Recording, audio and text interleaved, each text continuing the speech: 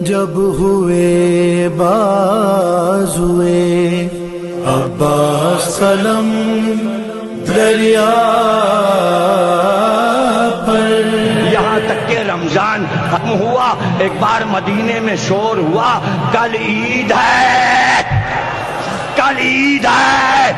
زینب کے کان میں بھی آواز آئی کہ کل عید ہے۔ بعد کربلا بیبیوں کی پہلی عید تھی۔ ہمیشہ جب عید کا دن علی کی زندگی میں آتا تو حضرت زینب اپنے گھر پر عید کا چاند دیکھ کر عید منانے کے لیے اماری منگواتی، اور جب محمل آ جاتی اس میں سوار ہوتی اور سیدھے ام البنین کے گھر جاتی، اور جب گھر میں پہنچتی تو چار جوان بھائی عباس کے بھائی زینب کو ہماری سے اتارتے، تو زینب یہ کہتی اب میری عید ہوئی ہے، میں نے عباس کو دیکھا، میں نے عید کا چاند دیکھا۔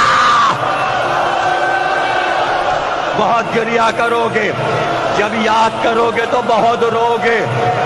ساری عیدیں ایسے گزری کہ عباس 32 برس کے ہو گئے، لیکن ام البنین کو معلوم تھا کہ عید کی صبح کو شہزادی میرے گھر آتی ہیں۔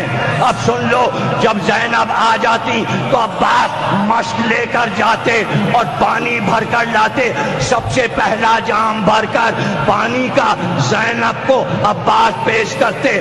زینب کہتی یہ پانی پی کر مجھے عید کا مزہ معلوم ہوتا ہے۔ جب تک زینب عباس کے ہاتھ سے پانی نہ پیتی تو کہتی تھی یہ میری عید نہیں ہے، عید اسی طرح ہوتی ہے۔ اب بتاؤ، بعد کربلا عید آئی ہے۔ زینب نے کہا سید سجاد ہماری منگاؤ، بھائی ماتا ہماری منگاؤ۔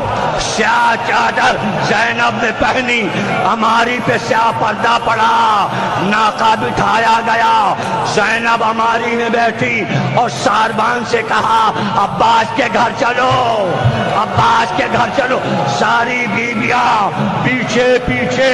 ایک بار ہماری سے زینب اتری اور اتر کر پردہ ہٹا کر صحن خانہ میں آئی۔ اب جو دیکھا تو ام البنین سر کے بال بکھرا ہے، دوڑ کر زینب سے لپٹ گئی۔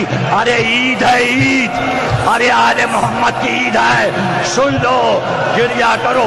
ایک بار ام البنین زینب سے لپٹ گئی، لپٹ کر صرف اتنا کہا زینب یہ بتاؤ کہ اگر کوئی زخمی گھوڑے پر زخمی ہو کے گرتا ہے تو وہ اپنے ہاتھوں کے بل گرتا ہے، بس یہ بتا دیجئے جب میرا عباس گھوڑے سے گرا تو کیا ہوا؟